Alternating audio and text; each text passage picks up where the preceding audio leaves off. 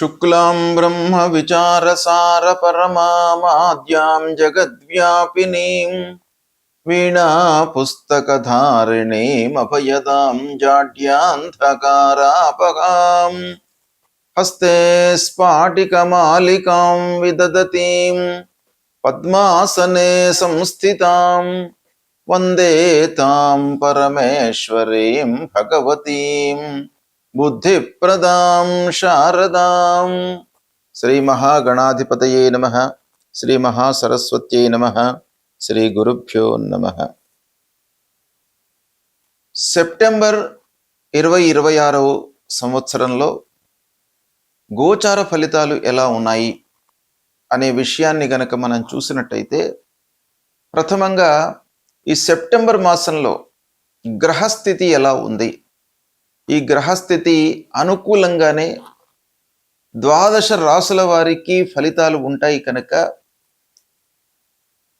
ఈ ముఖ్యమైనటువంటి 8 గ్రహాలు ఈ రాశులలో సంచరిస్తున్నాయి అనే విషయాన్ని మనం చూసినట్టయితే, సెప్టెంబర్ 17వ తారీఖు వరకు సూర్యుడు సింహరాశిలో సంచరిస్తున్నాడు. తదనంతరం కన్యారాశిలోకి ప్రవేశించి మాసం చివరి వరకు కూడాను కన్యారాశిలో సంచరిస్తున్నాడు. ఇక కుజుడు 18వ తారీఖు వరకు మిథున రాశిలో సంచరిస్తున్నాడు. తదనంతరం కర్కాటక రాశిలోకి ప్రవేశించి మాసాంతం కూడాను కర్కాటక రాశిలో ఉంటున్నాడు. ఇక బుధుడు 7వ తారీఖు వరకు సింహరాశిలో సంచరిస్తున్నాడు. తర్వాత కన్యారాశిలోకి ప్రవేశించి 26వ తారీఖు వరకు కన్యారాశిలో ఉంటున్నాడు. 26 తర్వాత మళ్ళీ తులారాశిలోకి ప్రవేశిస్తున్నాడు. మాసం చివరిలో తులారాశిలో 4 రోజులు సంచరిస్తున్నాడు. ఇక గురు భగవానుడు 2 జూన్ నుండి కర్కాటక రాశిలోకి ప్రవేశించాడు గనక ఈ సెప్టెంబర్ మాసం లోపల కూడాను కర్కాటక రాశిలో సంచరిస్తున్నాడు. శుక్రుడు 2 సెప్టెంబర్ నుండి తులారాశిలోకి ప్రవేశించి మాసం మొత్తం కూడాను తులారాశిలో సంచరిస్తున్నాడు. శనైశ్వరుడు మీనరాశిలో వక్రించి సంచరిస్తున్నాడు. రాహువు కుంభరాశిలో సంచరిస్తున్నాడు. కేతువు సింహరాశిలో సంచరిస్తున్నాడు. ఈ విధంగా సెప్టెంబర్ మాసంలో ఈ ముఖ్యమైనటువంటి గ్రహాలు ఈ రాశుల్లో సంచరిస్తున్నాయి. ఈ సంచారాన్ని దృష్టిలో పెట్టుకొని 12 రాశులలో జన్మించినటువంటి వారికి ఫలితాలు ఎలా ఉంటాయి అనే విషయాన్ని మనము తెలుసుకుందాం. వృశ్చిక రాశి వారికి సెప్టెంబర్ మాసంలో గోచార ఫలితాలు ఎలా ఉన్నాయో తెలుసుకుందాం. ముఖ్యంగా వృశ్చిక రాశిలో జన్మించినటువంటి పురుషులకు ఈ సెప్టెంబర్ మాసంలో గ్రహస్థితిని గనక చూసినట్టయితే, సూర్యుడు దశమ ఏకాదశ స్థానాలలో సంచరిస్తున్నాడు. ఇది చాలా అనుకూలమైనటువంటి సంచారం, బాగా కలిసి వస్తుంది. ఇక కుజుడు అష్టమ భాగ్యస్థానాలలో సంచరిస్తున్నాడు. అష్టమ స్థానం చాలా ప్రతికూలంగా ఉంది. భాగ్యస్థానము మధ్యస్థంగా ఉంటుంది. బుధుడి యొక్క అనుకూలత 10, 11, 12 స్థానాలలో కలిసి వస్తుంది. గురువు 9వ స్థానంలో సంచారం చాలా అనుకూలం. శుక్రుడు 12వ స్థానంలో అనుకూలం. శనైశ్వరుడు 5వ స్థానంలో ప్రతికూలం. రాహువు అర్ధాష్టమ స్థానము, కేతువు 10వ స్థానంలో ప్రతికూలంగా సంచరిస్తున్నారు. ఈ విధంగా గ్రహస్థితి ఉంది. ఈ స్థానాలలో సంచరిస్తున్నాయి కనుక వీటి యొక్క ఫలితాలు ఎలా ఉంటాయి అనే విషయాన్ని కనుక మనం చూసినట్టయితే, సూర్యుడు చాలా అనుకూలమైనటువంటి స్థితిలో ఉన్నాడు ఈ సెప్టెంబర్ మాసంలో వృశ్చిక రాశి వారికి. గురువు కూడాను 9వ స్థానంలో సంచరిస్తున్నాడు. ప్రధానమైనటువంటి గ్రహాలు సూర్య భగవానుడు, గురు భగవానుడు, ఈ ఇద్దరు కూడాను చాలా అనుకూలమైనటువంటి పవర్ఫుల్ పొజిషన్లో ఉన్నారు గనక వృశ్చిక రాశి వారికి బాగా కలిసి వస్తుంది. ఉద్యోగంలో గుర్తింపు లభిస్తుంది. మీరు చేస్తున్నటువంటి పనులకు ఆకర్షితులై యాజమాన్యంతో కానివ్వండి, అధికారులతో మీకు ఆదరణ బాగా పెరిగేటువంటి అవకాశాలు ఉన్నాయి. ఆదాయం ప్రపోర్షనల్గా పెరుగుతుంది. లాభాలను పొందుతారు. చాలా సంతృప్తిగా ఉంటారు. అయితే కుజుడి యొక్క అష్టమ స్థితి మూలకంగా కొంత ఆరోగ్యాన్ని మీరు నిర్లక్ష్యం చేయకూడదు. ఆరోగ్య విషయంపై జాగ్రత్త వహించండి. ప్రయాణాలు చేస్తున్నప్పుడు కానివ్వండి, వేరే వాళ్ళతో మాట్లాడుతున్నప్పుడు కానివ్వండి కొంత సంయమనంతో ఉండడం చాలా అవసరము. ఇక అదృష్టం కలిసి వస్తుంది. ధార్మిక పరమైనటువంటి పనులు మీరు చేపట్టే సూచనలు ఉన్నాయి. వ్యాపారం విషయం ఆలోచించినట్టయితే మీరు చేస్తున్నటువంటి పనుల లోపల, నిర్వహణ లోపల మీరు నైపుణ్యాన్ని ప్రదర్శిస్తారు. తద్వారా మీకు లాభాలు బాగా పెరుగుతాయి. ఆదాయ మార్గాలు అన్వేషిస్తారు. చాలా రూట్స్ మూలకంగా మీరు ఆదాయాన్ని పొందేటువంటి అవకాశాలు ఉన్నాయి.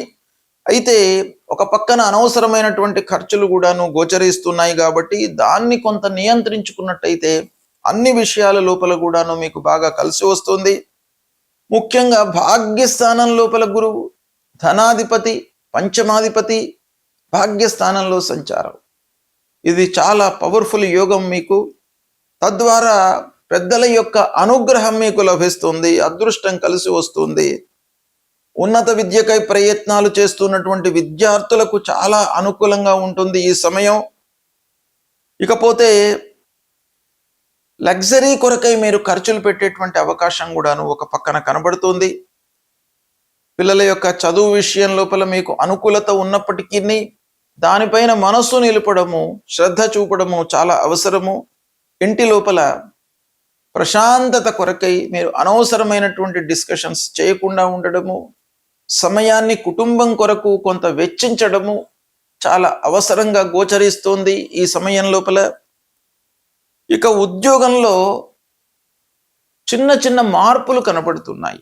ఓవరాల్గా మీకు ఉద్యోగము, వ్యాపారము ఇవన్నీ కూడాను ఈ మాసంలో కలిసి వస్తున్నప్పటికీ చిన్న మార్పులు చేస్తున్నటువంటి వృత్తి కానివ్వండి, చేస్తున్నటువంటి పని నుంచి కొంత డీవియేట్ అయ్యి మళ్ళీ కొత్త పని మీరు ప్రారంభించేటువంటి అవకాశం బాగా కనబడుతుంది. ఉద్యోగస్తులకు అదనపు బాధ్యతలు పెరుగుతాయి. వ్యాపారులకు ఈ మాసం బాగా కలిసి వస్తుంది, దాన్ని వినియోగించుకోవాలి. వివాహాది శుభకార్య ప్రయత్నాలు అనుకూలిస్తాయి.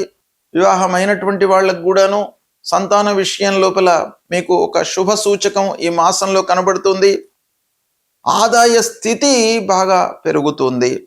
ఆరోగ్యంపై మటుకు శ్రద్ధ చూపండి. అష్టమ కుజుడు ఉన్నాడు. ఇక ఆస్తుల విషయంలో, డాక్యుమెంటేషన్ విషయంలో కొంత జాగ్రత్తలు తీసుకోండి. స్నేహితుల సహకారము ఉన్నప్పటికీ వాళ్ళ యొక్క మాట తీరు మూలకంగా మీకు కొన్ని ఇబ్బందులు ఉన్నాయి కాబట్టి కొంత జాగ్రత్త పడండి. ఓవరాల్గా మనం చూసినట్టయితే ఈ వృశ్చిక రాశి వారికి ఈ సెప్టెంబర్ మాసంలో మొదటి భాగంలో బాగా శ్రమతో కూడుకున్నటువంటి ఫలితాలు గోచరిస్తున్నాయి. రెండవ భాగంలో మట్టుకు మీకు బాగా కలిసి వస్తుంది. ఆదాయము పెరుగుతుంది, రావాల్సినటువంటి డబ్బు వస్తుంది, అదృష్టం కూడాను కలిసి వస్తుంది. మీరు తొందరపడకుండా కొంత జాగ్రత్తగా పెట్టుబడులు పెట్టినట్టయితే వ్యాపారస్తులకు చాలా అనుకూలమైనటువంటి మాసం ఈ సెప్టెంబర్ మాసం. దీన్ని మీరు సద్వినియోగపరచుకోండి. గోచార ఫలితాలను సాధారణంగా జన్మ సమయంలో చంద్రుడు ఉన్నటువంటి రాశి పరంగా ప్రస్తుతము ముఖ్యమైనటువంటి గ్రహాలు ఏ స్థానాలలో సంచరిస్తున్నాయి, తదనుగుణంగా ఫలితాలు ఎలా ఉంటాయి అనేటువంటి విషయం పైన మనం కాన్సన్ట్రేషన్ చేసి తదనుగుణంగా ఫలితాలను చెప్పడం జరుగుతుంది. అయితే ముఖ్యమైనటువంటి గ్రహాలు సూర్య భగవానుడు. సూర్యుడు ప్రధానంగా మనకు ఆరోగ్యాన్ని ఇచ్చేటువంటి ఒక గ్రహము. సూర్యనారాయణుడి మూలకంగా మనకు శారీరక సౌఖ్యము కలుగుతుంది. అలాంటి రవి రారాజు ప్రతికూలంగా ఉన్నప్పుడు సాధారణంగా ఆరోగ్యపరమైనటువంటి సమస్యలు తలెత్తుతాయి. దాన్ని నివారించుకోవడానికి ఆ సూర్యుడి యొక్క అనుకూలత, అనుగ్రహము మనకు కావాలి. దానికి మనం ఏం చేయాలి అనంటే ప్రతినిత్యం కూడాను స్నానం చేసిన తర్వాత సూర్యుడికి నమస్కారం చేయండి. సూర్యుడికి కేవలం నమస్కారం చేయడం మూలకంగానే సూర్య భగవానుడు సంతృప్తి చెంది మనను అనుగ్రహిస్తాడు. నమస్కార ప్రియో భానుహు అని శాస్త్రం చెప్తోంది.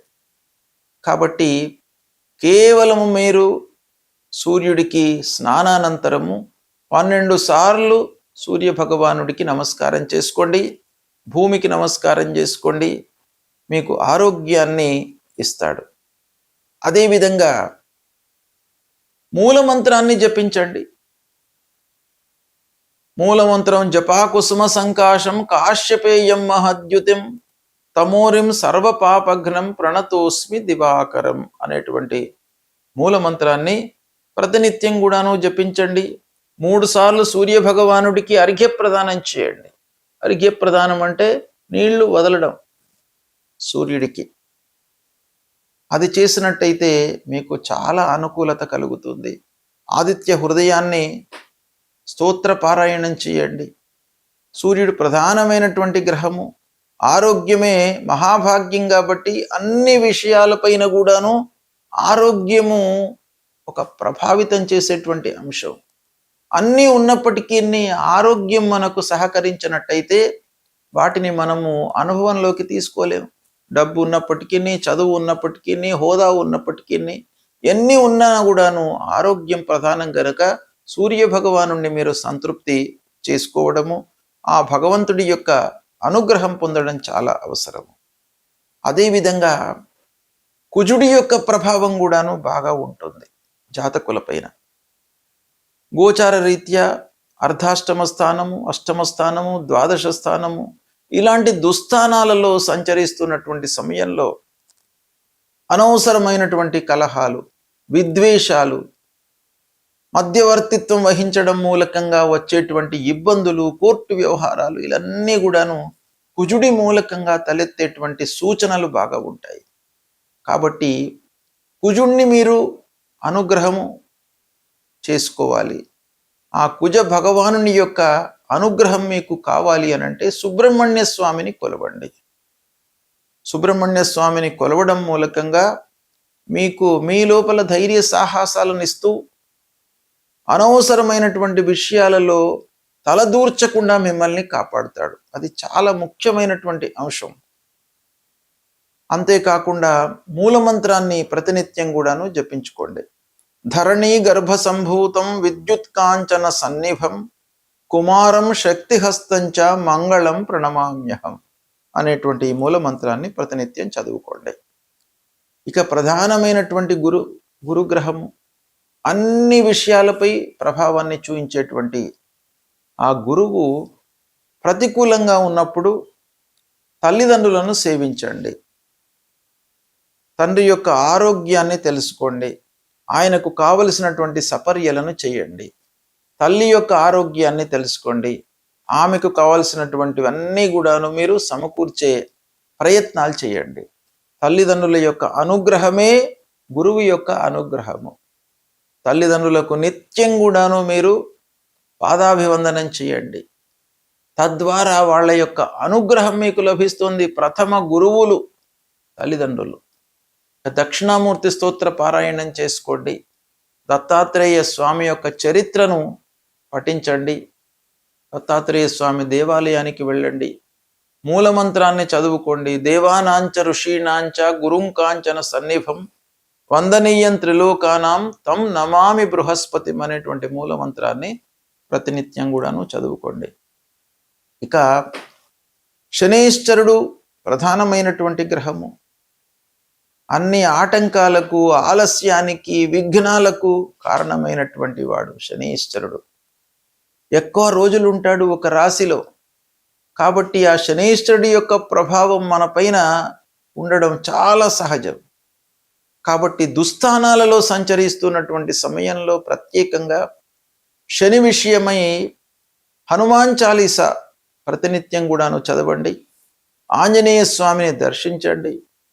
ఆంజనేయ స్వామి మూలకంగా మీ లోపల ఆలస్యము ఎంత కలిగినప్పటికీ, ఎన్ని విఘ్నాలు మీకు తలెత్తినప్పటికీ మీ లోపల ధైర్యము, సాహసము, ఏకాగ్రత, పట్టుదల నిలిపేటువంటి అవకాశాలు ఆ ఆంజనేయ స్వామి యొక్క అనుగ్రహం మూలకంగా మీకు కలుగుతుంది. కాబట్టి ప్రతినిత్యం కూడాను ఆంజనేయ స్వామిని దర్శించుకోండి, అమ్మవారిని దర్శించుకోండి, గణపతిని స్మరించండి. ఇవి చేసినట్టయితే మీకు గ్రహాల మూలకంగా ఉద్భవించేటువంటి దుష్ఫలితాలు అన్నీ కూడాను దూరమవుతాయి. భగవంతుడి యొక్క అనుగ్రహము, తల్లిదండ్రుల యొక్క అనుగ్రహం మూలకంగా మీకు మంచి ఫలితాలు ఉంటాయి. ఇవి ఆచరించండి. శుభం.